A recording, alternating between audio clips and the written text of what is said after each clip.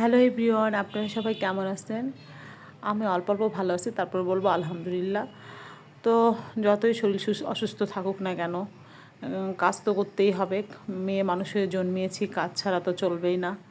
তো আজকে আমি আমার জন্য সবজি রান্না করতেছি, একদম সিম্পলভাবে, কোনো মশলা ছাড়াই সবজি রান্না করলাম। আমি নর্মালি এভাবেই সবজি রান্না করি। সবজিটা খেতে ভালো লাগে, খালি খালিও খেতে ভালো লাগে, আবার রুটি দিয়ে খেতেও ভালো লাগে।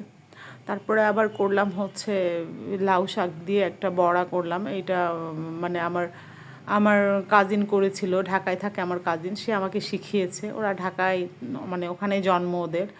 তো ও আমাকে শিখিয়েছিল, ওদের বাড়িতে গিয়েছিলাম তখন আমাকে হচ্ছে এটা শিখিয়েছিল। চাউলের আটা দিতে হয়, ডিম দিতে হয়, একটু সব রকমের মশলা টশলা দিয়ে, তারপর অল্প অল্প, বেশি না, দিয়ে হচ্ছে মেখে রেখে 5 মিনিট পর হচ্ছে ফ্রাই প্যানে অল্প করে তেল দিয়ে ওই বড়াটা ছাড়তে হয়। বড়াটা দিয়ে খিচুড়ি বা ভাত ভালো লাগে, আবার এমনি খেতেও ভালো লাগে, মচমচা হয়, এমনি খেতেও অনেক বেশি ভালো লাগে।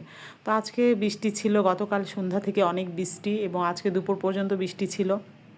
তো আমার ছেলে আবার বলছে যে আমি বৃষ্টির মধ্যে খিচুড়ি খেতে চাই সব রকমের ডাল দিয়ে। তো ছেলের আবদার রাখলাম, সব রকমের ডাল দিয়ে ওর জন্য খিচুড়ি রান্না করলাম। তো আজকে ছিল খিচুড়ি, তারপরে বড়া, তারপরে সবজি,